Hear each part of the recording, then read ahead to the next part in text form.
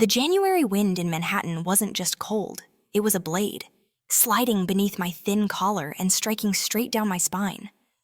I hurried across the avenue, dodging the crowd rushing home after work, my hands gripping the frayed canvas tote I'd carried for years. Only when the glass doors of Lorenzo's, the restaurant where I'd been waitressing for 3 months, closed behind me, did I finally exhale, letting the warmth and faint smell of garlic butter steady my racing heart. I was 10 minutes late. Marco, the night shift manager, was already standing there like a shadow waiting to scold me. His face was pale with stress. "Sophie, where have you been?" he hissed under his breath. "We have a special guest in the VIP room tonight. You're serving table 12. I blinked. "But table 12 is Emily's." "Emily? Called in sick." Marco's voice trembled, oddly nervous. "Don't mess up. That guest is not like ordinary people." A chill slid down my spine, colder than the wind outside. I only nodded and tightened my apron, telling myself, "Stay calm. Sophie, don't cause trouble. You came all the way from Boston to start over. Don't ruin this." The truth was, I was terrified of making mistakes. I needed this job. I needed the money to send to my grandmother in Denver, who was hospitalized with heart complications. Every month, half my paycheck went to her. The other half barely kept me alive in a rented room smaller than some storage closets. I forced a professional smile onto my face and stepped into the main dining hall. Lorenzo's shimmered in warm golden light, reminiscent of wine-soaked evenings under Italian skies. Memories I only knew from my grandmother's stories. Yet they always made my heart tighten. Maybe because I'm half Italian. That part of me whispers quietly, like an old echo in my blood. The hallway to the VIP room was lined with thick crimson carpet. I stopped before the heavy wooden door, took a breath, and knocked twice. The door swung open. The lighting inside was softer than outside. A round table sat at the center of the private room, surrounded by 4 men in black suits, all silent the moment I entered. But there was one man, one who made the entire atmosphere freeze. He sat at a position one might still call the head of the table, even though round tables have none. His tailored black suit framed broad shoulders, the stitching sharp and precise as if crafted just for him. His features were striking to the point of severity, a strong jawline, a straight Roman nose, eyes dark and deep like stones resting beneath a river current. Ryan Cooper. I didn't know his name then. But one glance was enough for me to know he was the kind of man most women should stay away from. Yet there I was, standing in his room. I steadied my voice. "Good evening. Gentlemen, my name is Sophie Palmer. I'll be serving you tonight." Ryan's eyes darkened still like the mountains of Colorado slowly rested on me. 1 second, 2, long enough that I felt as if he could see through my thin uniform, through my skin, straight into the secrets I carried from Boston. "Your name is Sophie?" he asked, voice low and unhurried, tinged with effortless authority. "Yes, sir." He nodded slightly, as if confirming something with himself, something I couldn't begin to guess. I circled the table, taking drink orders, pretending not to notice the strange tension in the air every time his gaze brushed mine. It wasn't the look of a casual customer or a man flirting. No, his stare was too quiet, too sharp, like he was studying a detail that might fit into a larger puzzle. I set a glass of whiskey in front of him, and at that exact moment, my phone vibrated. I glanced at the screen, Denver Hospital. My blood ran cold. I couldn't ignore it. I stepped back toward the door, whispering into the phone, "Pronto." Italian slipped out before I could stop it, a reflex carved into me since childhood. My shoulders trembled as the nurse explained that my grandmother's condition had taken a turn for the worse, and family was advised to be present within the next few days. My hands went numb. "Grazie. I'll get there as soon as I can." My voice cracked. When I lifted my head, the room was silent. Every eye was on me, especially his. Ryan leaned back slightly, his gaze darkening like he had just discovered something intriguing. In English, but softened with a nearly Italian cadence. He said, "You speak Italian like a native."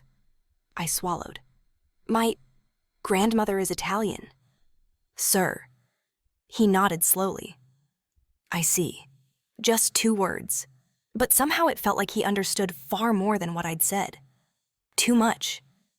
I hurried back to work, trying to hide the trembling in my hands. I didn't know it then. But the moment Italian slipped from my tongue, my life veered onto a path I could never return from. When the meal ended, I brought the bill. Ryan handed me his card without looking. When I returned, he signed it and slid the receipt back. His fingers brushed mine, just a fleeting touch, but enough to send my heart jolting. He gave me a faint smile, almost imperceptible, yet it felt like a mark, and in flawless Italian. He said, "Buonanotte, Sophie. Good night." I froze, unsure why it sounded so different when he spoke my name, even though I had introduced myself.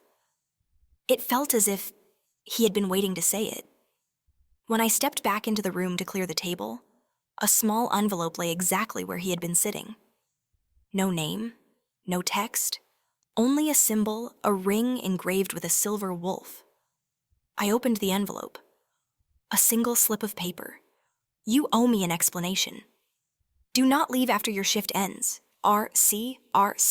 Ryan Cooper." I staggered back, placing both hands over my pounding chest.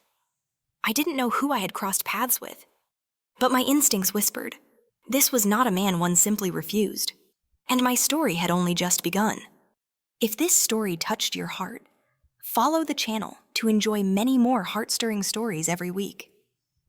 I stood in the empty hallway of Lorenzo's, my fingers still gripping the envelope marked with the silver wolf ring.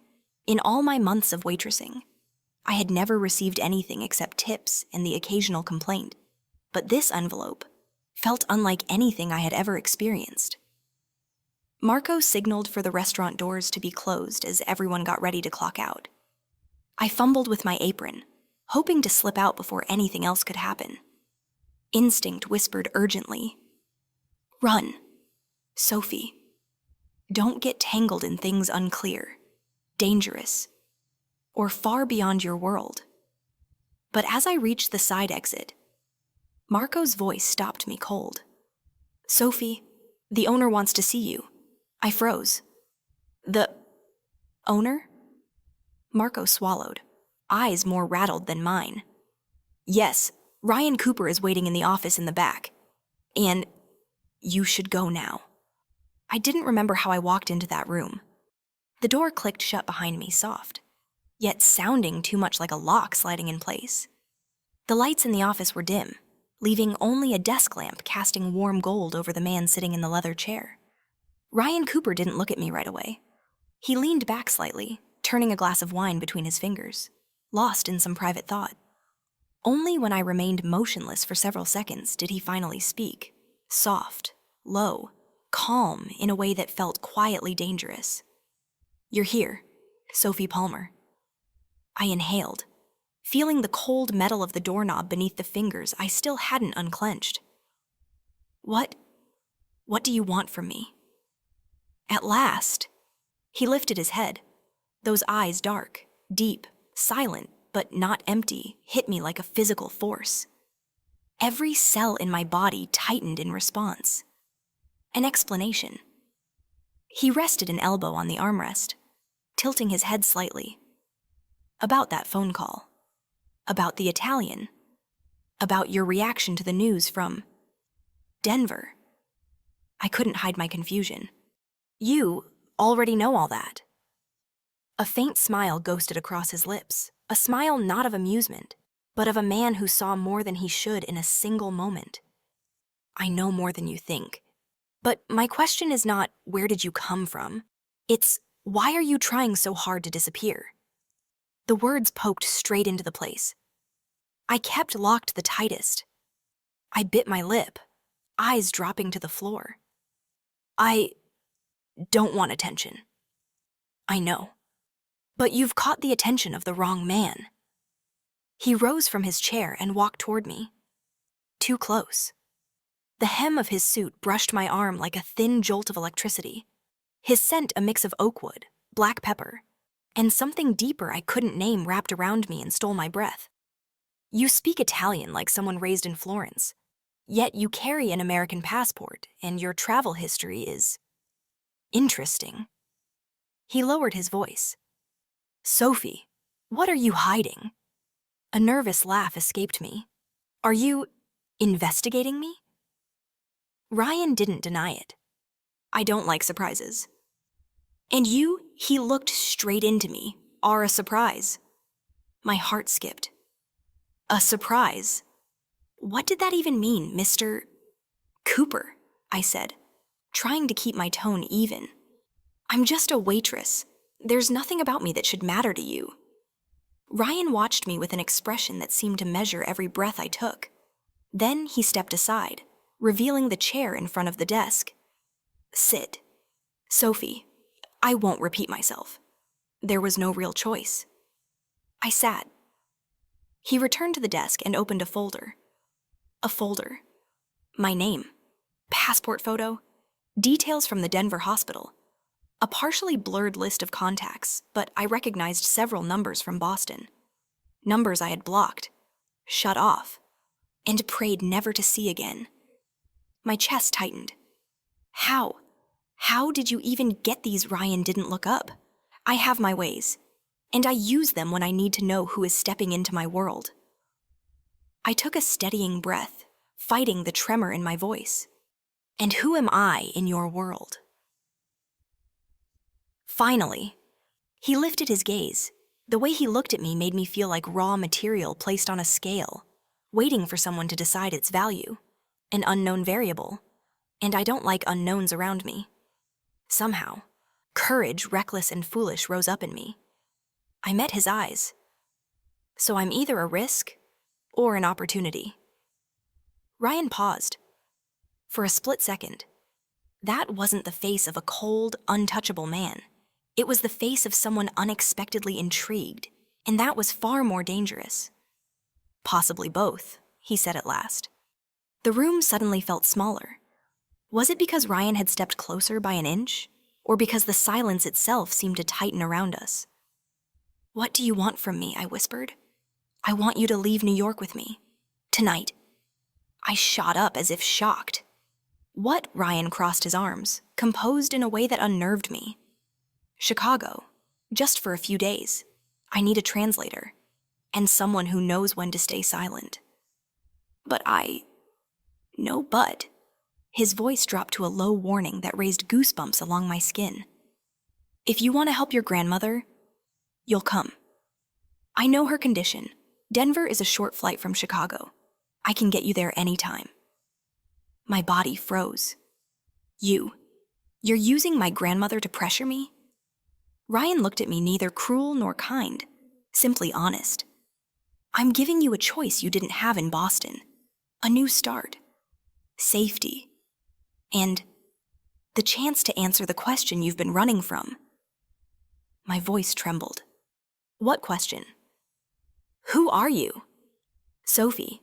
And why are you running? I didn't know how long I stood there, only that my heartbeat felt like drums crashing against my ribs. Part of me wanted to bolt from the room, but another part, the deeper part, finally admitted something I had nowhere left to run. Not Boston, not my crumbling rented room, not the vague future I pretended I was building. In front of me stood a man I absolutely shouldn't trust, yet he was the only one offering a door a path dark, uncertain, but a path nonetheless. You have 3 hours to pack. A car will be outside your building at 3 a.m., Ryan said, lifting the envelope and placing it into my hand. Don't make me come looking for you a second time. I swallowed the tightness in my throat, hearing my own voice break despite my effort to steady it. And if I don't come, his expression didn't change. But his eyes, the dark, stone-like eyes, softened for a fleeting heartbeat. Sophie, I always find what I want. And tonight, for once, ask yourself, what do you want? He walked past me, opening the door, leaving only the faint trace of his warm, smoky scent behind. On the way home, The icy wind felt gentler than the storm twisting in my chest. I opened the envelope. Inside was a red-eye plane ticket to Chicago, a heavy metal bank card with my name engraved, and a small note in his unmistakable handwriting. Life doesn't wait for those who stand still. Move forward or accept being left behind. Ryan Cooper. I stood beneath the towering lights of New York, watching the crowds rush past me. Only now, I knew I no longer blended into that crowd, and my life, for better or worse, had begun to turn toward the man named Ryan Cooper. 3 a.m. Manhattan wore a different skin at that hour, too quiet, too hollow, as if even breaths echoed back. I stood by the curb, my small suitcase beside my foot. The streetlight cast a long, thin shadow of me on the pavement, and my thoughts tangled in my head like a spool of thread someone had yanked too hard. A part of me still couldn't believe I had really stepped out of my tiny rented room, locked the door behind me, and dragged my suitcase down that empty street. A sleek black SUV rolled to a stop in front of me, the engine humming as softly as a heartbeat. The window slid down, revealing a man with an angular nose and eyes sharp as emergency lights. Miss Palmer. His voice was low, precise, not a question confirmation. I nodded. Mr. Cooper is waiting. Please get in. Only when the door shut behind me did I truly feel it. I had crossed into a different world. A world cold, orderly, unnervingly controlled one that did not belong to me.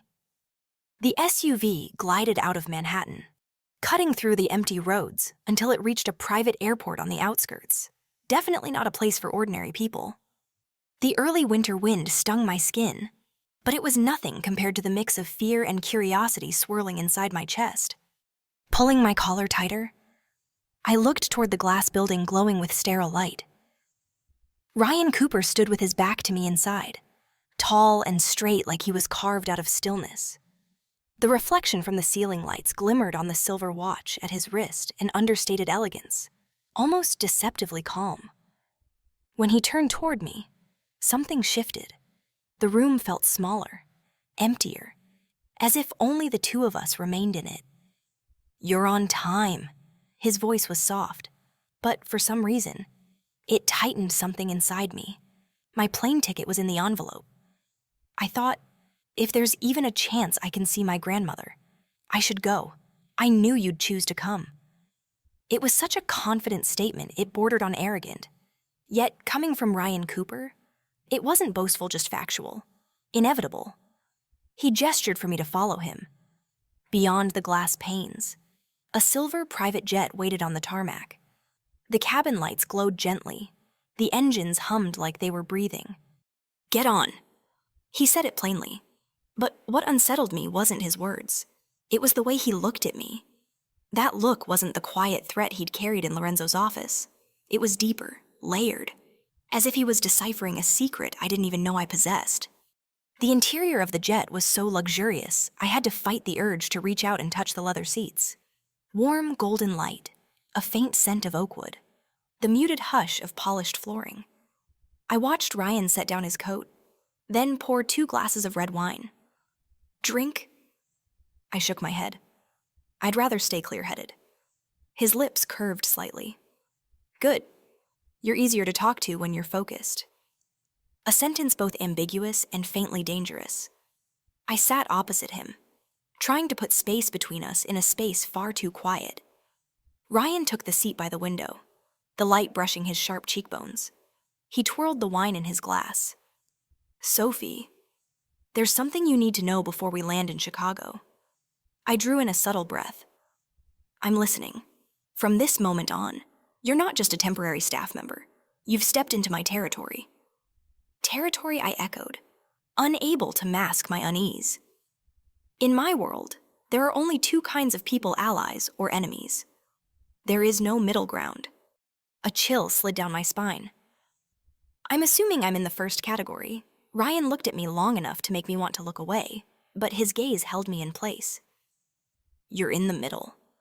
He said it slowly, but I have good instincts.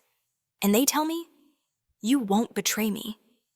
I wanted to ask, based on what we barely know each other. But I stayed silent, because deep down, I knew he was voicing the truth I hadn't dared acknowledge. I didn't want to betray him, and I didn't know when that choice had taken root. As the plane lifted off the runway, Manhattan shrank into a scatter of dim golden dots behind us. I stared out the window, gripping the armrest to hold on to something real. Ryan watched me, head tilted slightly, afraid of heights. I'm afraid of many things, I answered honestly. But not heights. Then what scares you? I didn't know why I responded in a whisper. People who know too much about me. For a brief, delicate moment, Ryan's gaze softened, barely noticeable yet undeniably there. He turned his chair to face me fully. Sophie, I'll say this once. I didn't dig into your information to control you. I did it because ignorance costs lives in my world. And whether you believe this or not, I have no intention of hurting you. Something inside me tightened, whether from shock or the raw truth in his voice. I couldn't tell. I wanted to trust him, but my mind warned me, don't trust a man who can take apart your entire life in hours. Why do you care about me? The words slipped out, barely audible over the engine. Ryan didn't speak right away. He studied me, as if weighing layers one by one. Then he answered slowly, because you remind me of someone. The air thickened. Someone who I asked carefully. He looked out the dark window, as though facing a shadow only he could see. My mother. She had the same eyes that hid sorrow, and she also ran from a place she was too afraid to return to. I froze. I never imagined a man as dangerous as Ryan Cooper would mention his mother with such fragile calm. Then he added, quietly, she died when I was young. A part of me always believed, if someone had protected her, things might have ended differently. My fingers curled in my lap. Inside that glowing cabin, surrounded by wealth that didn't belong to me, his confession felt like a small, unexpected warmth. Something human. Something real. Ryan. I wasn't sure when I started calling him that. He looked at me, and I startled because in those eyes, there wasn't just coldness or calculation. There was something else. Something that made my pulse stumble. Don't look at me like that. Sophie. His voice dipped low, almost weary. I'm not used to explaining myself. A faint smile tugged at my lips. Too small, but enough for him to notice. He raised a brow. You're smiling at me. I'm smiling at the fact that we talk as if we've known each other for years. I admitted. Ryan leaned back, arms crossed, gaze fixed on me. There are encounters that, despite being new, cannot be considered strangers. Wouldn't you agree? Sophie Palmer. I opened my mouth to respond, but the pilot's voice broke the air. Cooper, we'll be landing in 20 minutes. Whatever thread was linking our thoughts snapped quietly. Ryan rose, adjusting his cufflinks, then glanced at me. Once we're in Chicago, I'll show you why I need you. And why I can't let you disappear. My heart clenched. Not a threat. Not a promise. Something in between, like a cord, thin but firm, pulling tighter since the moment I spoke Italian in that restaurant. Since then, it had only coiled deeper. When the plane touched down, I knew my life would no longer be the same. Chicago awaited, and so did Ryan Cooper, waiting for me to step fully into his world. Chicago, on an early winter morning, looked nothing like New York. It wasn't too loud, nor too dazzling, but its cold seeped deep into the chest, and its long, stretching roads felt as though they led straight into another lifetime. As the car drove me away from the airport, the city slowly dissolved behind us, replaced by quiet suburbs and endless green stretches softened by mist. Ryan sat beside me in the back seat. He was silently scrolling through documents on his phone, the screen's glow brushing against the sharp lines of his face, making him look both distant and intensely focused, someone no one would dare interrupt. I watched the scenery glide past the window, trying to steady myself against the uncertainty looming ahead. The car turned onto a long, fog-draped road lined with nearly bare red maple trees. At the end of the road stood a tall, wrought-iron gate, intricate in detail, imposing and cold like an entrance to another realm. The gate opened automatically as we approached. "Welcome to the Cooper estate." Ryan spoke without looking at me, yet his voice alone made me straighten my back. I didn't know what to say. The mansion appeared behind the trees, massive, immaculate white, with towering marble pillars and glass panels reflecting the pale morning sky. It was beautiful to the point of being unreal, and heartbreakingly lonely, much like the man who owned it. Stepping inside, I felt as though I wasn't simply entering a house. I was entering the blueprint of a man with far too many secrets. The main hall was wide, with a high ceiling and a glittering crystal chandelier. Black and white photographs lined the hallway, mostly Italian landscapes, Florence and Naples among them. Every piece carried the same air, cool, elegant, quietly melancholic. A man walked toward us, early 30s, tall, dark brown hair, gray eyes devoid of warmth. He wore a perfectly pressed suit, the kind of man who might even sleep in one. "Welcome to Chicago, Miss Palmer. I'm Evan Torres, head of security for Mr. Cooper." I dipped my head. "It's a pleasure." Evan didn't smile. He merely nodded before speaking to Ryan. "Her room is prepared, and the documents for the 10 o'clock meeting are ready." Ryan nodded in acknowledgement. Evan left without another glance my way. He looked like someone carved from discipline and distance. Ryan turned to me. "Follow me." His voice was softer when directed at me, though the underlying authority never faded. We walked down a long corridor, the walnut floor echoing lightly under our steps. Even without touching me, Ryan's presence stayed close enough that his nearness felt like a thread woven into my breath. He opened a door. "This will be your room." He stepped aside, allowing me to enter first. The room was larger than my entire apartment in New York, so large it felt like I might get lost inside it. The palette was white and beige, soft, warm lighting spilling through the big window, heavy curtains draped by the frame, overlooking the wide garden behind the estate. "If you need anything, tell me or Evan, not anyone else." Why, I asked before I could stop myself. Ryan studied me for a moment before answering slowly, "Because I want to be the only one who hears you."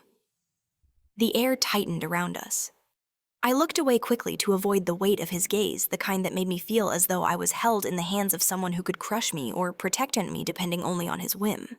"And also," Ryan added softly, "no one in this house is ordinary. If you want to avoid trouble, don't wander." I nodded. "I understand." He watched me a moment longer, then stepped out. But the way the door closed quiet, unhurried, left me with the eerie feeling he was still right outside, watching through the wood, watching me breathe, move, exist. I spent a few minutes unpacking, though my thoughts drifted endlessly. Everything around me felt too pristine, too expensive, like touching anything would expose how out of place I truly was. As I was adjusting the folded towel on the bed, a soft knock sounded. I opened the door. A young woman, maybe 25, stood there with her blonde hair tied low, wearing a simple but elegant black uniform. "Hello, Miss Sophie. I'm Mia. I've been assigned to assist you during your stay." I smiled. "Nice to meet you." Mia nodded politely, her voice gentle but earnest. "There's something I should tell you so you won't be startled later. In this house, everyone knows their place, and most of them fear Mr. Cooper." I blinked. "And you," Mia lowered her head slightly. "I'm not afraid, but I respect him, and I believe you should too." I wasn't sure how to respond. Thankfully, she changed the topic quickly. "Mr. Cooper asked me to bring you to breakfast before the meeting." Meeting? I didn't even have time to question it before Mia guided me down another hallway, then to the floor below, where the lighting seemed to gather toward a large room with floor-to-ceiling windows. The dining room? A long table draped in white, with neatly arranged bread, fruit, and steaming coffee. Everything looked so perfectly placed, I felt like breathing too hard might disturb the symmetry. Ryan was already there. He stood near the window, holding a cup of coffee, watching the mist-filled garden outside. When he heard us enter, he turned. "Did you sleep well enough?" I replied, though my voice came out smaller than I intended. He set the cup down. "I need you to interpret during the meeting today. They don't trust professional translators. But you're different. Different." How, I asked. Ryan tilted his head, eyes narrowing as if reading the layers of my thoughts. "Because you belong to neither side. You're not ambitious enough to betray anyone, and not powerful enough to manipulate the outcome. You're the person in the middle. And that's exactly what I need." I looked at him for a long moment. Was he describing me, or was he describing himself? Before I could ask, the dining room door opened. Evan entered. "Mr. Cooper, the representatives have arrived." Ryan nodded, then turned to me. "Come with me, but remember during the meeting, you translate only, not one extra word. And absolutely, show no fear." I bit my lip. "I'm not sure I can, Sophie." He said my name like it was the only anchor I needed to stay still. "Just walk beside me. My world is dangerous by default, but it becomes far more dangerous when you're alone in it." I wasn't sure whether he was reassuring me or warning me, but I knew one thing. The moment I stepped into that meeting room, I would no longer be the ordinary Sophie I used to be. I would be the woman standing beside Ryan Cooper, and that my instincts whispered would change everything. The hallway leading to the meeting room grew more surreal the farther we walked. Cold gray stone walls, golden light stretching into long beams along the floor, and the crisp, rhythmic echo of footsteps. I followed close behind Ryan, watching the calm authority in his stride like nothing in this world existed beyond his absolute control. Ahead of us stood a pair of frosted reinforced glass doors. Large, heavy, imposing like a silent boundary, the outside belonged to the ordinary world. But inside, everything could change with a single word, a single look. Ryan turned toward me, adjusting the cuff of his sleeve. His voice was low, simple, yet enough to make my heart skip. "Sophie, do not leave my sight." I nodded, feeling a tightness bloom in my chest. The doors opened. The scene inside made me pause for a heartbeat. The meeting room was spacious, luxurious, yet strangely minimalistic. At the center stood a long oval table made of ebony wood, surrounded by custom black leather chairs. Light poured through the massive glass panes, casting sharp-edged shadows across the tabletop. 7 men were already seated, all in suits, none resembling ordinary businessmen. Their eyes were sharp, alert, carrying a dangerous glint. Instinctively, every muscle in my body tightened as if preparing for something unseen. Chairs scraped lightly against the floor when Ryan entered. No one interrupted. No one spoke. They stood rare respect, undoubtedly reserved for him alone. A silver-haired man, slow in movement, but sharp as a blade in gaze, spoke first. "Shall we begin, Mr. Cooper?" Ryan gave a slight nod, then extended his arm behind him, resting his hand on my back. Barely a touch, just a brief, feather-light contact. Yet my spine heated instantly, and every gaze in the room swung toward me as if someone had just placed an unfamiliar chess piece on the battlefield. "This is my interpreter. She will translate everything, and all of you should know. I trust her." For a full second, I forgot how to breathe. He said, "I trust her," in front of men who looked like they questioned everything. The silver-haired man. Ferris, if I remembered correctly, tilted his head, lips lifting in an unreadable smirk. "A young girl, and you believe she can keep the details of today's meeting confidential." Ryan pulled out a chair for me, placing me right beside him, a position no one dared challenge. I'm certain she can keep secrets better than several people who've sat at this table. Ferris chuckled, shaking his head as if amused Mr. Cooper. You seem softer these days. The mood shifted sharply, but Ryan answered. Voice as crisp and cutting as crystals. I have never been soft. I simply choose the right people. I lowered my gaze to hide the strange tightening inside my chest. Then the meeting began. Numbers, shipment routes, financial arrangements, lists of names I did not want to remember. All of it was thrown back and forth across the table. I interpreted each sentence with precision, my voice even and steady. I couldn't afford to make mistakes, couldn't lose focus, couldn't glance at Ryan for too long, even though he sat right beside me. But whenever I paused for half a second, Ryan's hand shifted on the back of my chair, not touching me, yet so close I felt the intensity of his presence, anchoring me. Miss Palmer. The next part. Ryan's voice was soft, directing me with a single glance. I continued. Ferris watched me several times with calculating eyes. Another man, blonde, languid expression, but unmistakably dangerous, leaned back, frowning when I translated a complex section in Old Italian flawlessly. Where did you learn Italian? He asked. I opened my mouth, but Ryan responded first, voice sharp as a blade, irrelevant. Continue with the meeting. The blonde man raised a brow, his gaze sliding over me with an expression that said, You're not just an interpreter. Are you? I kept my face steady.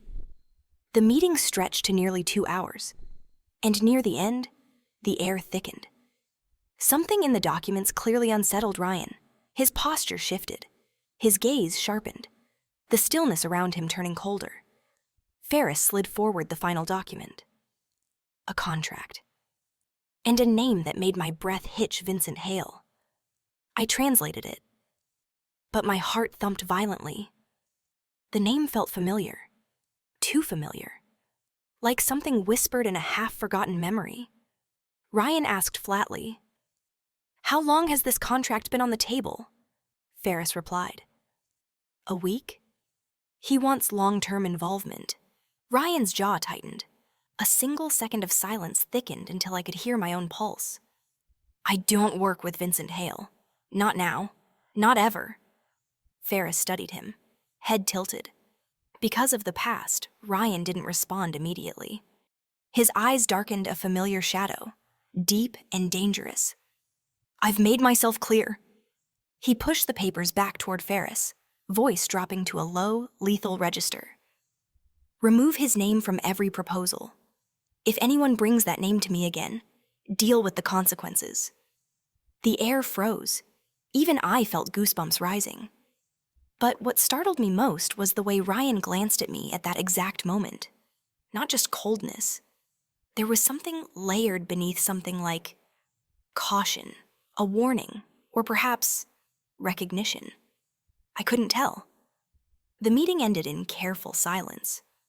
One by one, the men filed out. I gathered the documents, trying to move naturally, even while my heartbeat refused to calm. When the last door closed, only Ryan and I remained. He stayed seated, one hand pressed to his forehead, an unguarded posture I hadn't seen before. He looked tired. I hesitated before asking softly, Monsieur Cooper, what happened with the man named Vincent Hale? Ryan lifted his head. His eyes met mine direct, unflinching. He is the past I refuse to let return, and the only man I will never forgive. I swallowed. What did he do to you? Ryan leaned back slightly. In the midday light filtering through the glass wall, his face appeared sharper, yet strangely sorrowful. Not to me, to the person I loved most. My heart pulled tight, not out of jealousy, but because those words carried weight, pain, and a story I hadn't yet heard. He added quietly, voice deep enough to shiver through my spine, Sophie. You don't need to understand everything. Just know this: if Hale becomes involved in anything that touches you, even remotely. He paused, his gaze locking onto me. I will protect you. Whatever it costs. I froze. In the wide, silent room bathed in cold light from the glass wall, Ryan looked at me as if he had just spoken a vow he could never take back. A vow that was both more dangerous and more comforting than anything I had ever known. I left the meeting room with a cold line running down my spine. Not because of the air conditioning, but because the words the person I once loved most were still echoing in my mind, like the lingering silhouette of a secret too heavy to touch. Ryan didn't elaborate, but the look in his eyes when he mentioned Vincent Hale, there was something too deep, too dark, too loaded. I didn't ask further. Instinct told me he only answered when he wanted to, and forcing the truth from a man like Ryan Cooper would only bury you under things you were never meant to know. I followed him out of the glass wall. His stride was long, purposeful. Mine was smaller, quicker trying to keep up. But as we reached the hallway leading to the main atrium, he suddenly stopped. I nearly collided with his back. The warmth radiating from him startled me. "Don't walk too fast," he said without turning around. I blinked. "I'm not walking fast." His voice dropped deep, low, like a cello note vibrating against the walls. "Not you. Everything around you." Before I could ask what he meant, he turned slightly, eyes scanning me as if counting every breath. "Someone passed by and glanced at you 3 times in 1 minute." "Sophie." My throat tightened. "What?" He lifted a hand, placed it lightly at my lower back, and bent slightly to murmur near my ear. "Don't look left." He's standing there. My neck stiffened instantly. Ryan guided me forward slow, steady. I didn't dare look, didn't dare turn, only followed the pressure of his hand at my back. Only when we reached the wide hallway did he say, "Someone from Hale." My pulse spiked. "You mean, he's here, no? But he has eyes everywhere." Ryan opened a small lounge room beside the atrium and motioned me inside. "I'm not letting anyone lay a finger on you in front of me." The door closed softly. Silence. Only the hum of the air conditioner. I exhaled, shaky. I have nothing to do with this Hale person." "I know."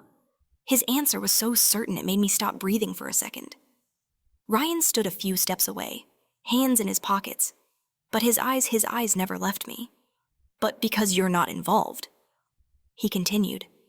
"That's exactly why he's interested." "Why?" "Because he thinks you're my weakness." The words hit me like a door slamming shut sharp, uncompromising, real enough to choke on. "I'm not your weakness," I said softly. "You're just being overly cautious." Ryan's lips lifted in a half smile, half amused, half bitter. "Sophie, since when did you think you understood me that well?" I had no answer. He stepped closer, much closer, close enough for me to catch the familiar cedar scent of his coat, close enough to feel the warmth radiating from him in waves. "Sophie." He lifted my chin with the gentlest touch, so light it made my skin tremble. "If Hale even suspects I care about you even a little, he'll use it against me. Not because of you, because of me." My heartbeat surged wildly. "Then, you should stay away from me." The moment the words left my mouth, I knew he wouldn't accept that. And he didn't. Ryan let out a soft, dangerous laugh, brief, dark, meaningful. "I'm not good at staying away from things I want. Sophie, especially when that thing," he lowered his head until his eyes were level with mine, "is standing right in front of me saying nonsense." The silence that followed was thick, heavy, electric.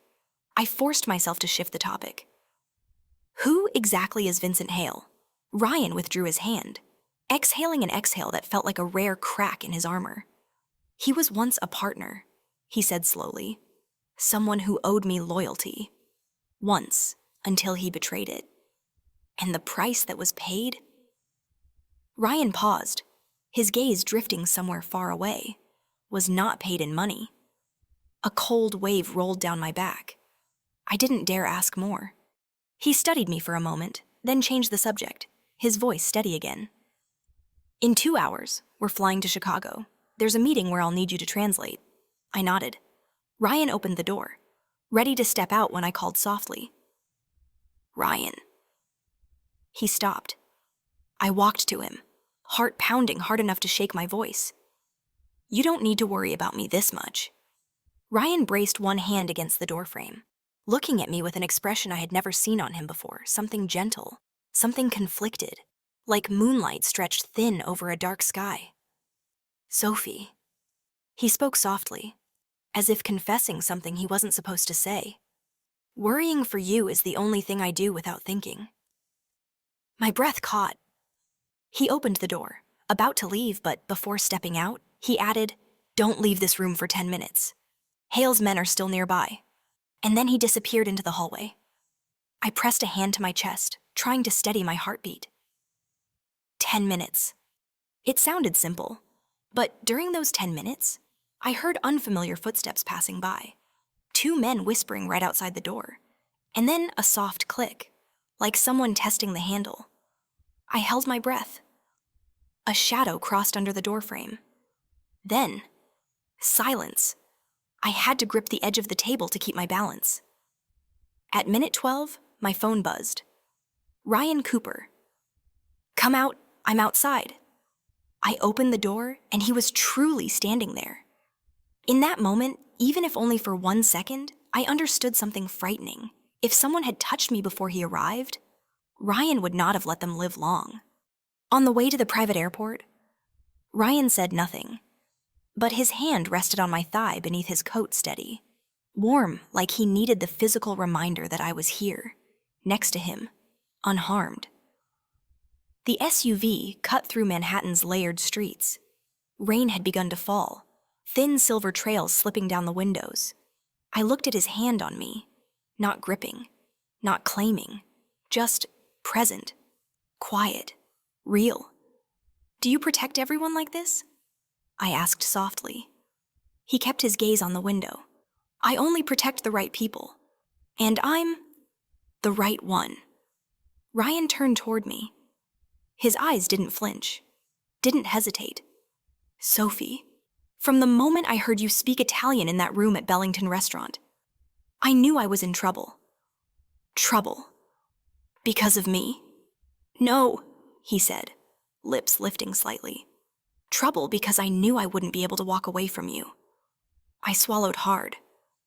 The SUV pulled up to the private terminal. Warm yellow lights reflected on Ryan's face, sharpening every edge of him. He stepped out, circled around, and offered me his hand. Come on.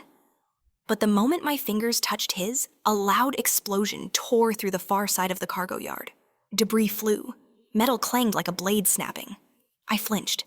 Ryan pulled me into his chest instantly, shielding me with his entire body. 2 shadowy figures sprinted past the row of containers. Ryan tilted his head, speaking into the earpiece hidden beneath his collar. Block the east exit. 2 targets. Light weapons. Don't let them get away. Then he tightened his grip on my hand. Sophie. That was just Hale's first greeting. And he never sends meaningless greetings. The explosion had barely faded when the air seemed to tear apart. Dust still hung in the rain-soaked darkness, and the private airport lights reflected off the wet asphalt in long, trembling streaks. Ryan pulled me tight against the nearest concrete wall. His hand clamped around mine, firm enough that I could feel his pulse running straight into my palm.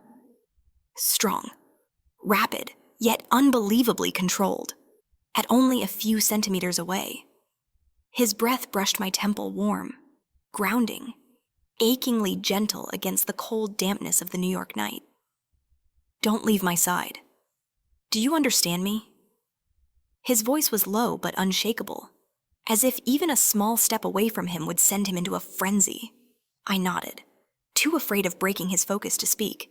This wasn't vague danger anymore, not a cryptic threat, not a whisper behind a meeting room door. This was real gunfire, and I was standing right in the middle of it. Ryan's security team appeared from the shadows. Their voices crackled through the radio's rapid commands. Sharp and steady. East exit is blocked. Footprints heading toward the steel fence. Movement detected in the underground lot. Ryan responded with clipped precision. Nothing like the man who savored espresso in quiet mornings.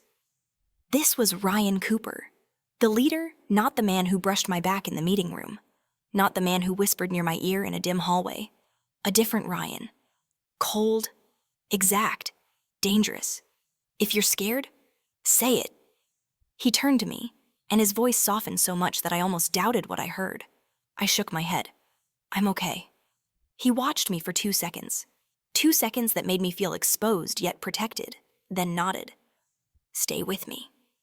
We crossed a side runway, running through turbulent winds that carried faint traces of gunpowder. Metal clanged somewhere far off.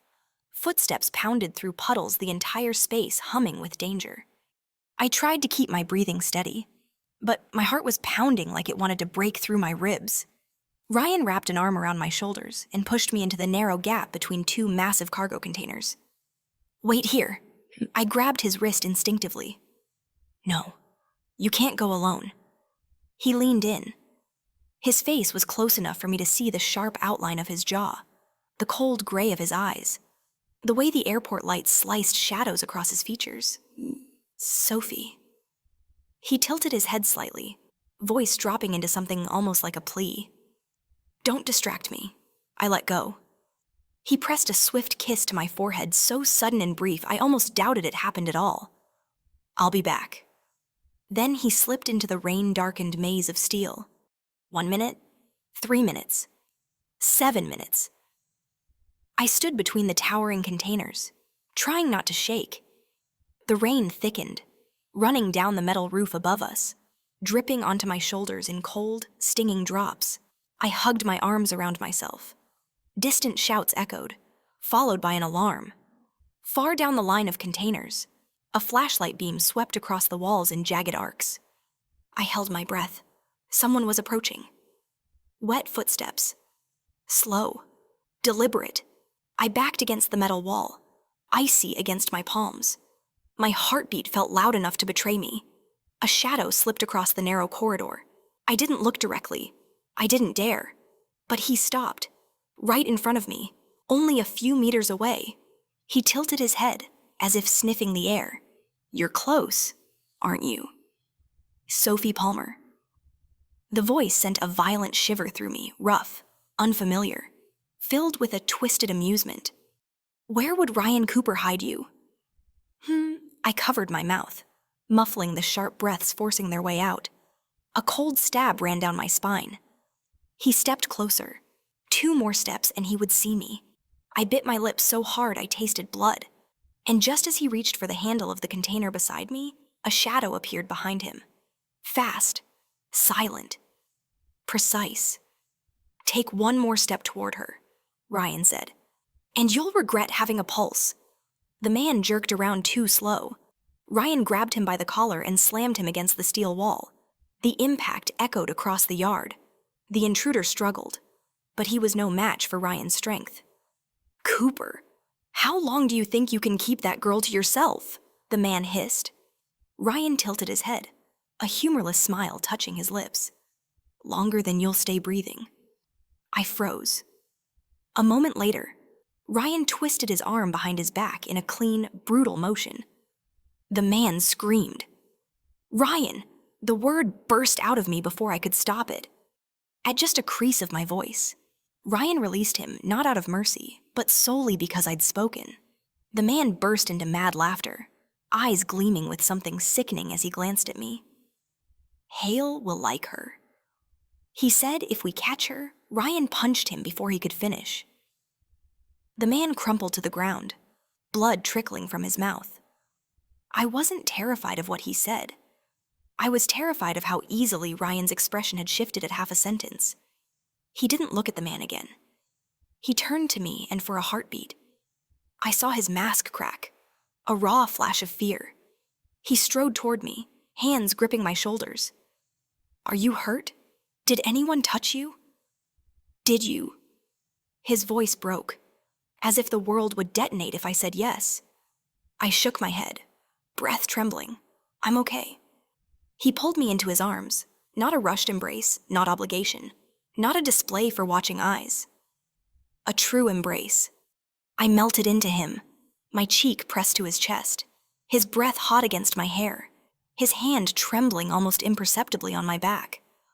"Don't you dare make yourself his target," he whispered against my ear, swallowed by the rain. "Sophie, I can't handle you carrying even a fragment of danger because of me," I whispered back, voice just as shaky. "You're not the only one who's scared." Ryan leaned back, cupping my face in both hands. His eyes, God, I'd never seen them like that. No ice, no anger, just worry, and something heartbreakingly close to pain. "Sophie, I should have kept you out of this from day one, but you didn't. No?" His voice dropped. "And now it's too late." I searched his gaze.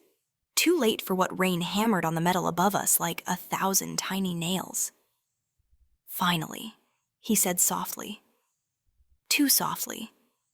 "Too late for me to let you go without breaking." The ground tilted beneath me. He pressed his forehead to mine, warm, tense, honest. "And too late for you to walk away without Hale finding you." I wanted to ask who Hale truly was, but Ryan spoke again. Firmer this time. "Tomorrow we fly to Chicago. And from this moment on, I'm not leaving you alone. Not even for a minute."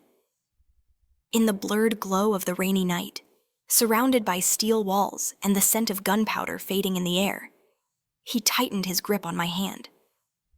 "Sophie, this isn't a job anymore. This is a war." The flight to Chicago took off beneath a heavy, gray morning sky, one so thick it felt as if it wanted to swallow the light whole.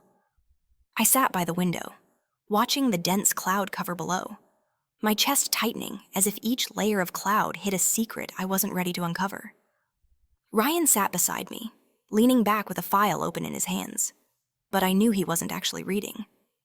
His eyes lingered too long on the same page, and his fingers tapped rhythmically along the armrest. Small, unconscious signals of tension, and anything that made Ryan Cooper uneasy was never ordinary. I found myself studying him. A man built from steel, from cold principles and effortless dominance, yet right now, there was something fragile under the surface, something thin, almost invisible, but there if you knew how to look. I wasn't sure why I could see it, or if I had been looking deeper far longer than I realized. "You've been staring at me for 5 minutes," Ryan said suddenly, not looking at me, though the corner of his mouth lifted slightly. I jerked back. I was just thinking." "About me." He closed the file, turning his head toward me. The warm breath between us felt like a thin thread pulling taut. I meant to deny it, but the truth came out instead. "About last night." Ryan fell silent. His eyes darkened deeper, heavier. "Did I scare you?" "No." I shook my head, then exhaled softly. "What scared me was realizing I could lose you." Ryan stopped breathing for a single second. Just one, but it was enough to see every layer of his defenses slip. He turned fully toward me, his hand sliding under the table to take mine. "Sophie, listen to me." His fingers laced with mine, firm, claiming, grounding. "You never have to think about that. I won't allow it. But Hale can't touch me, and he sure as hell won't touch you." His voice dropped, low and sharp. "As long as you stay with me." I looked at him, finally understanding something I might have known long before Ryan Cooper did not love with words. He loved by guarding, by holding, by stepping between me and the world as if it were instinct. And for the first time in my life, I wanted to let someone do that. The plane landed at a small private airfield outside Chicago. Unlike New York, where every corner vibrated with restless urgency, Chicago had a weight to it wind from the lake. Tall buildings half hidden behind morning mist, a quiet pulse in the streets. A convoy of black SUVs waited. Evan stepped forward to open my door. "We're heading straight to Cooper Tower. Mr. Cooper has a meeting scheduled." Ryan nodded. But before stepping into the car, he tugged me gently back, lowering his head to whisper, "Don't drift away from me. Not even for a second. I barely had time to respond before his hand settled on the small of my back, guiding me inside softly, but far too intimately for two people who were supposedly just working together. Evan glanced into the rearview mirror sharp, assessing, but not judgmental. Maybe he'd sensed this long before either of us admitted it. The SUV glided through Chicago's streets, the lake wind sighing between the tall buildings. I stared out at the glass towers blending with fog. "Cooper Tower. Is that your company building?" I asked quietly. Ryan didn't look outside. He looked at me. "No, it's the headquarters." "Headquarters? Of what?" He didn't answer immediately. I realized I had crossed into forbidden territory. But he still didn't shut me out. He just said quietly, "Sophie, there are things that once you know them will change how you see me. I don't want that." His hand tightened around mine. Not yet. I didn't pull away, because I knew if I did, it would hurt him in a way he would never show. Cooper Tower rose like a blade of obsidian against the Chicago skyline, a towering monolith of black glass. Elegant, severe, untouchable. Standing beneath it, I felt as if I were looking up at something far more than a corporation. It looked like a fortress. Ryan's hand pressed lightly against my back again, steadying me against the gusts of lake wind. "Come with me." The lobby was vast, all granite, steel, and shadowed light minimalist, precise, unmistakably him.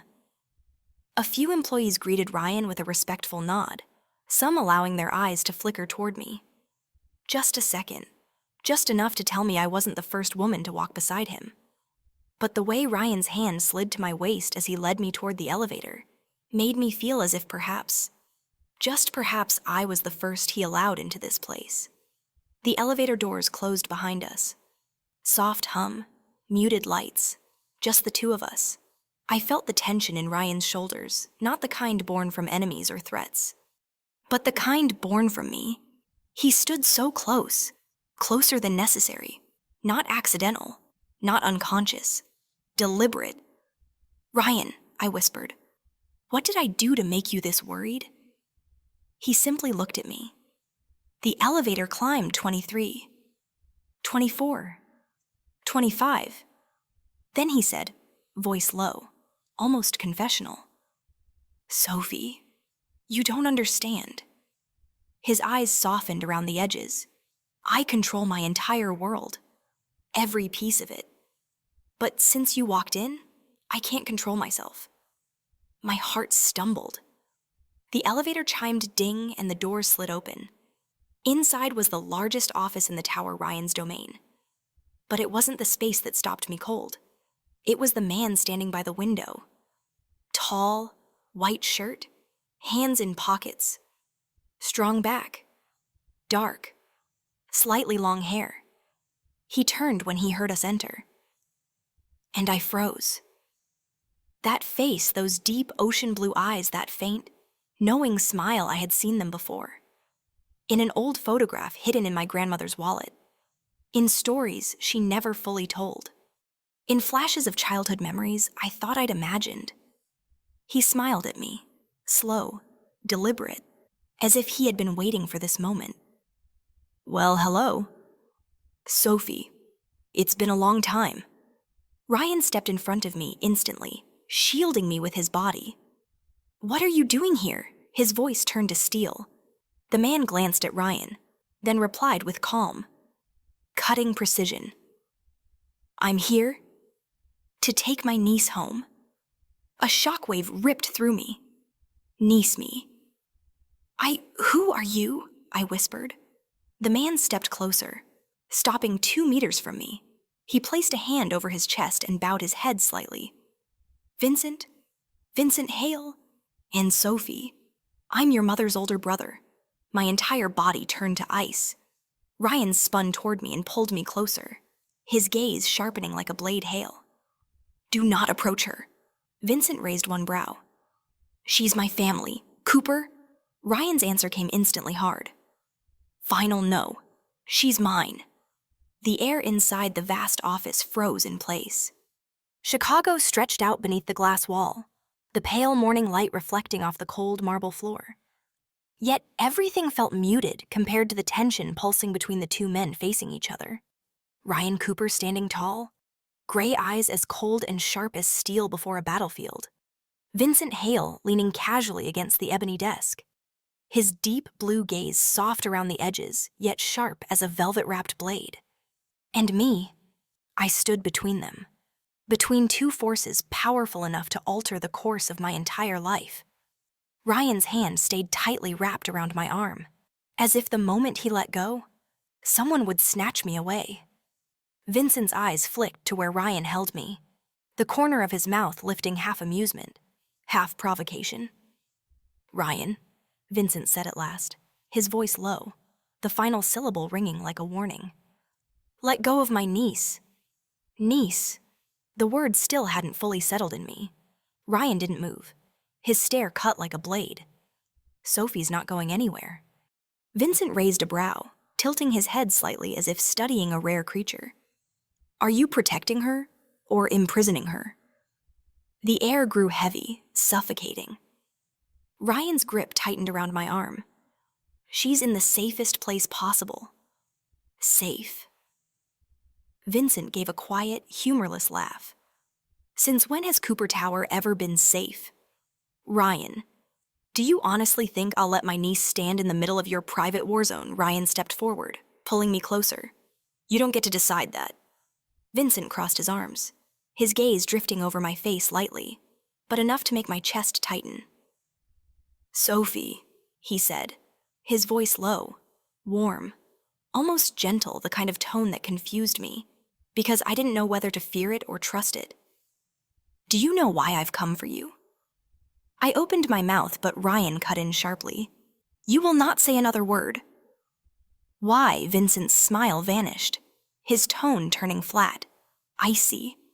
"Afraid she'll learn the truth, or afraid she'll learn something about you?" The tension in Ryan's body shifted instantly, coiled, dangerous. "Vincent," Ryan said, each syllable bitten off. "I warned you in New York." "You did?" Vincent shrugged lazily. "You warned me not to threaten her." His blue gaze locked onto mine, unblinking. "But Sophie still doesn't know what you're hiding her from." I swallowed, breath unsteady. I don't understand. What are you two talking about, and why?" I turned to Vincent. "Why did you say you're my uncle, my mother? Never mentioned anyone." For the first time. Vincent's expression softened. His eyes warmed painfully, heartbreakingly warm. "Sophie, you look just like your mother. The eyes, the way you stand when you're afraid, even the way you bite your lip." His voice dropped. "My sister did all of that." I froze. I had never not once heard anyone speak of my mother with such familiarity.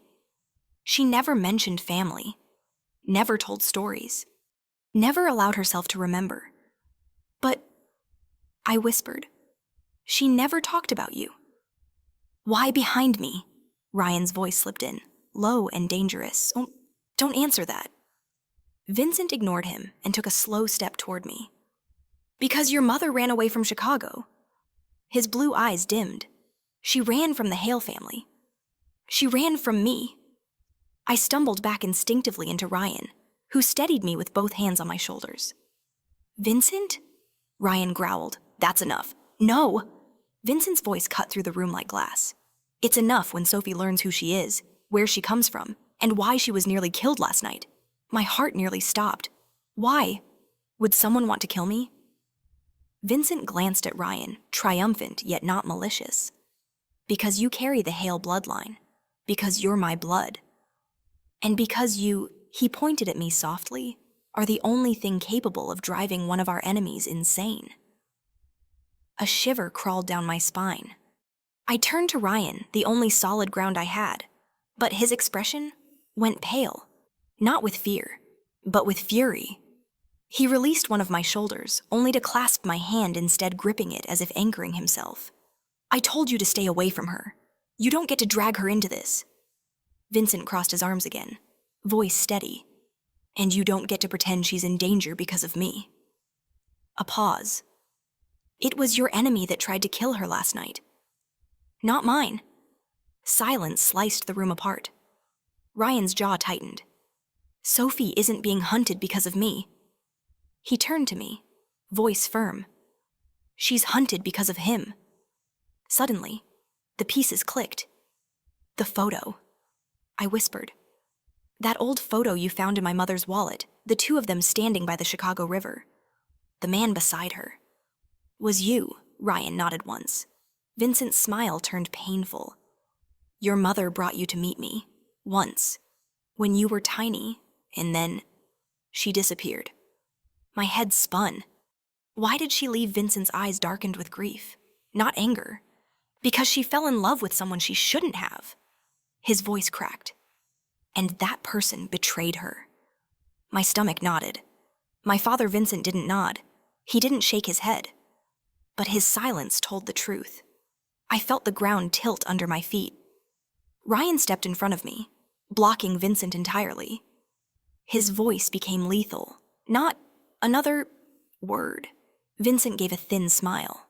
Ryan, don't tell me I can't speak the truth to my own niece. Or is the problem that you're afraid she'll choose her family over you? Ryan didn't answer. He gripped my hand so tightly it almost hurt, as though releasing me would mean losing me to Vincent forever. I won't let you take her. Vincent tilted his head slightly. I'm not here to take her. I'm here to reclaim what belongs to my family. I'm not an object. The words burst out of me, raw and trembling. Not yours, not his. Both men fell silent. I pulled my hand from Ryan's grip. He stiffened as though that tiny action wounded him more than any physical blow. I stepped back, breath unsteady. I need the truth. My voice shook, but it didn't break. And both of you will give it to me, but not by treating me like something to be guarded or claimed. Both men stared at me, Ryan with pain, Vincent with reluctant admiration. Vincent was the first to speak. Very well. Sophie deserves to know. Ryan turned away, fists clenched so hard the veins stood out along his forearms. He tried to say something, but nothing came out. Finally, he stepped closer, so close our breaths mingled. Sophie, no matter who you choose to stand beside, I will protect you. His voice broke, low and hoarse. Because I love you, even though I never wanted to. My mind went blank. Vincent stiffened. So it's begun already. But Ryan wasn't looking at him anymore. His entire world narrowed to me. His eyes stripped me bare, not with desire, but with the truth he had been fighting. I love you. Sophie. My heart trembled violently. This was not how I imagined hearing it, not surrounded by secrets and warfare and bloodlines. Vincent folded his arms, voice cool. My niece is not something for you to bind with emotion. Ryan shot him a glare like a blade. I'm not binding her. I'm protecting her. So am I, Vincent replied quietly. Their gazes collided silent lightning, violent and bright. I stepped back, pulse hammering. These two men, they both wanted to keep me, but for utterly different reasons. Enough, I said shakily. Both turned to me. I clenched my fists, drew a steadying breath. I'm staying in Chicago, I said clearly, but I looked from one man to the other. I will decide for myself who I trust. Silence crashed over the room. No one won, no one lost, but I, standing between them, was the one who had just changed everything. Chicago's afternoon light spilled into the office in a faint blue haze, the kind that comes before rain. Hesitant, heavy, suspended, from the tall glass windows of Cooper Tower, the city stretched endlessly below beautiful, cold, and full of secrets, just like the lives of the two men pulling me in opposite directions. After the confrontation, Ryan and Vincent stood only a few paces apart, yet the tension between them filled the entire room. They watched each other the way enemies do, quiet, measured, and ready to strike at the smallest provocation. And I stood between them, caught in the center of a gravity so strong it could tear me apart, if I made one wrong breath. "We're going to talk," I said softly, "but not the way either of you want." Both men turned toward me. I inhaled deeply, grounding myself, then looked at Ryan and Vincent with a steadiness I didn't even know I possessed. "I want the truth. Everything. No secrets. No half answers. And no more forcing me into the middle of your war." Vincent raised a brow, then nodded slowly. "You deserve that." "Sophie?" Ryan remained silent, though his hand stayed wrapped around mine tight, protective, almost desperate, as if afraid I might drift out of his orbit. We moved to the long sofa near the window. Vincent sat across from me. Ryan sat beside me closer than necessary, close enough that if I tilted my shoulder even slightly, our arms would touch. I knew he was doing it on purpose. A declaration to Vincent. She's mine. And I didn't push him away. I didn't move. I didn't even breathe differently. Because somewhere along the way, I had grown used to him beside me. I folded my hands and looked at Vincent. Start from the beginning. Why did my mother run from Chicago? Vincent leaned back, his gaze drifting toward the skyline. Because she loved the wrong man. Ryan's hand tensed at that. I saw something flicker in his eyes. Pain. Maybe before it vanished behind his usual composure. Vincent continued, "My sister, your mother fell in love with a man from a rival faction. He was clever, ambitious, and ruthless in the way women often mistake for charm." My stomach tightened. "My father?" I whispered. Vincent nodded once. "Yes. And he betrayed her in the cruelest way. He sold Hale family intel to our enemy for money and power." I felt something twist in my chest, tight, sharp. "And my mother found out I asked." "She did." Vincent exhaled heavily.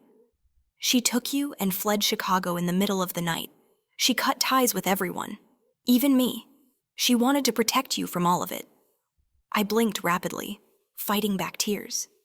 "But your mother didn't need to run from the Hale family," Vincent added quietly. "She needed to run from the man who hurt her." Ryan's grip on my hand tightened, not in possession, but in pain. I turned to him. "When did you find out about this?" He didn't look away. 2 days ago." My breath hitched. "And you didn't tell me you had just arrived in Chicago. I didn't want you to confront everything at once." His voice was gentle, but carried a tremor like he feared losing me for telling, or for not telling. Vincent cut in. "Ryan knows because I told him. I arrived before he did. I checked your background. I needed to be sure you were really my niece before stepping in." He glanced at me, a rare softness flickering in his eyes. "And I knew instantly by your eyes that you were—" My throat tightened again. "But—" I looked at him, voice cracking. "Why come for me now?" After all these years, Vincent hesitated. Then he said something that stole the air from my lungs. "Because your mother contacted me. Before she died." I froze. "She wrote me a letter," Vincent continued, voice lower, asking me to find you when the time was right. "She didn't want you pulled back into this world too young. She wanted you to grow up somewhere safe, somewhere far from violence, hatred, and from us." My hand flew to my mouth as tears finally spilled over. Ryan shifted, placing a supportive hand behind my back and pulling me gently toward him. His warmth steadied me. "I read that letter dozens of times," Vincent murmured, and waited, "until I believed you were strong enough to know the truth." Then he turned to Ryan, voice sharpening. "What I didn't expect was that you'd end up entangled with him." Ryan scoffed softly. "She's not entangled. She's protected." "Protected?" Vincent tilted his head. "Or dragged into your line of fire." Ryan shot to his feet. "Don't act like you're any different. You came here to fight me for her." "I came to bring my niece back to her truth," Vincent replied calmly. "Not to cage her with obsession. Like you." The room heated with tension. Despite the icy Chicago air outside, I stood up. "That's enough." My voice was stronger than I felt. Both men fell still. I looked at Ryan first. "You said you love me. I said quietly. His eyes softened painfully. I do. I won't deny it. But you also want to control me. I swallowed. You were so afraid of losing me that you kept pieces of my past hidden.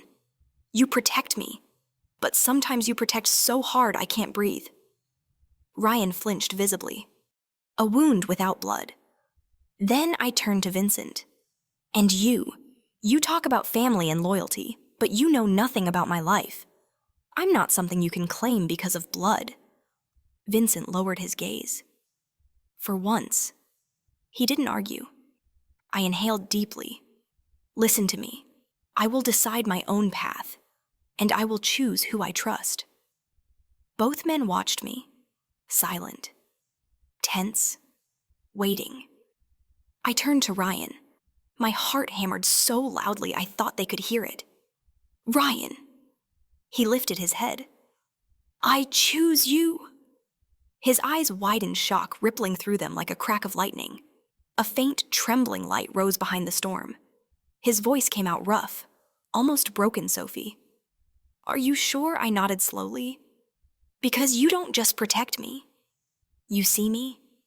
You fear losing me not because of power, but because your heart placed me somewhere it can't replace. Ryan pulled me into his arms. It wasn't fierce. It wasn't rushed. It was deep, so deep it felt like the entire world shifted around us. Vincent watched. There was regret in his eyes, but not resentment. Acceptance. Ryan, Vincent said quietly, take care of her the right way. Ryan held me tighter, answering through clenched teeth. I'll protect her with everything I have. I know, Vincent answered. That's why her mother trusted you, before she left Chicago. Ryan froze. I looked up at him in shock. My mother knew you. Ryan closed his eyes. Then he exhaled, defeated. I wanted to tell you, just not today. Vincent moved toward the door, but before stepping out, he glanced back. You two resemble her and her lover more than you realize. Then he was gone. The city fell into a hush around us. Ryan looked down at me, eyes softened into something I had never seen before. Sophie, I love you. I cupped his face and pulled him toward me. I know. And we kissed. A long, deep, consuming kiss, carrying fear, release, and everything we had fought through to reach this moment. No more Hale, no more Cooper. No more battle lines, just us, just him, just the choice I made. If this story stirred something in you, don't forget to follow the channel and leave a comment. Your words are sparks that help new stories come alive and reach more hearts.